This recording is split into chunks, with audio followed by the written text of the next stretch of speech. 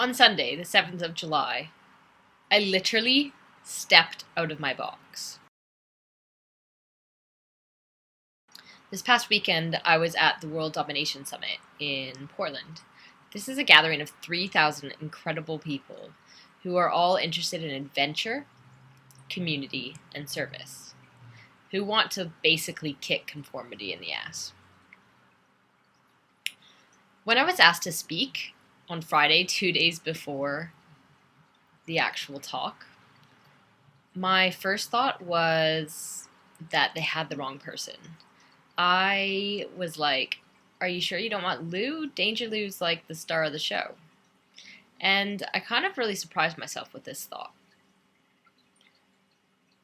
I realized that I've been putting myself on the sidelines, being the sidekick or the playful nemesis, and never really wanting to be in the limelight.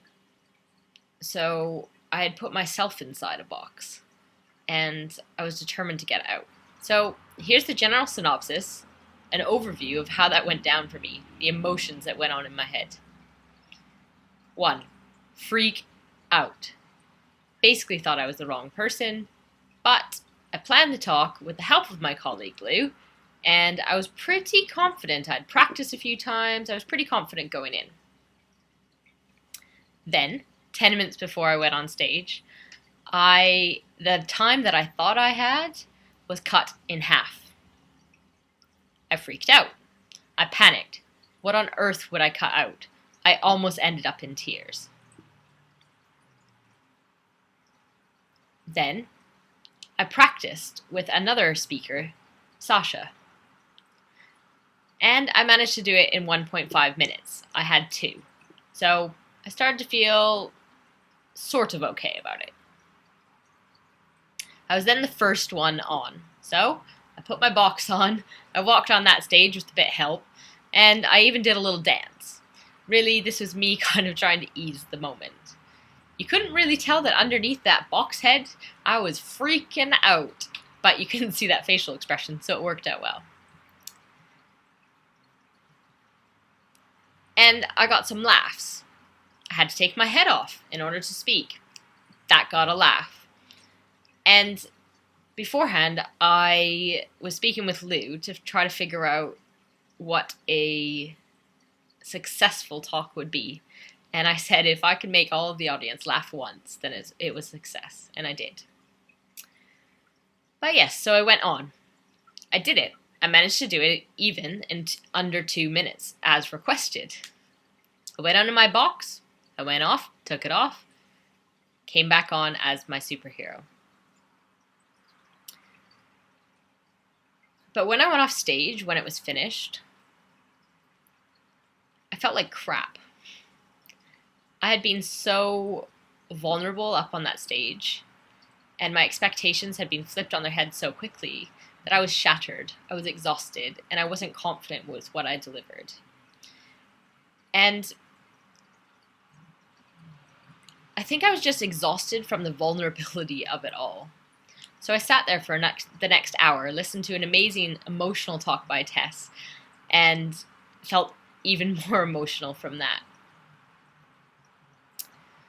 I went to lunch a little bit wound up. I had a really good chat with my colleagues Lou. I had people coming up to me quite a few times saying, well done, you did so well, etc. I didn't believe them. About the 10th person that came up to speak to me, that actually seeked me out to talk to me, actually told me why they liked my talk. They told me the impact that it had on them.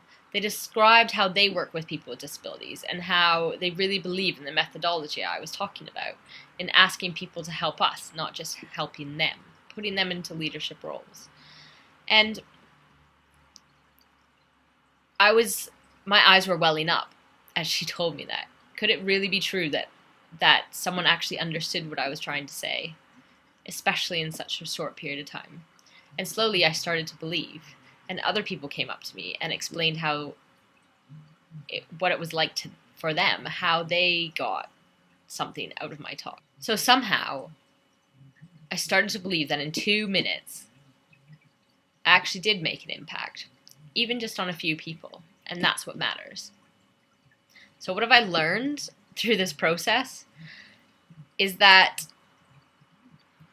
30 people or 3,000 people, it doesn't matter which. It's about what expectations you set for yourself, and that I'm really hard on myself with doing that.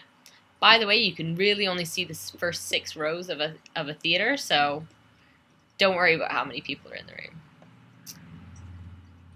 The second thing is when expectations suddenly change, it's fucking hard. But it happens. And as I learned at the improv workshop shortly afterwards, it's about how I deal with that.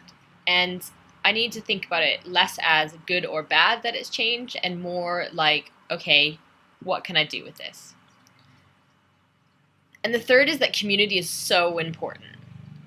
I'm surprised by how much external feedback I needed to convince myself that it was good, that I had made a difference.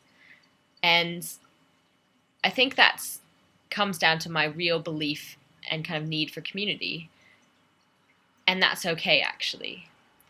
And through that community supporting me, I will slowly believe that I am a bloody good speaker, that I have a good story, and that what I do is fucking amazing.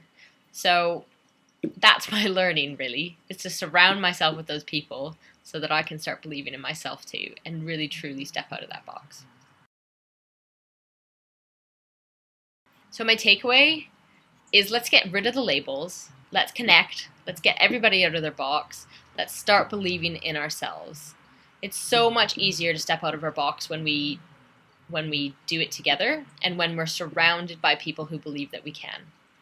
So I'm cheering you on, and I can't wait to hear all the stories of the amazing WDSers that I met last weekend, because you're pretty incredible too.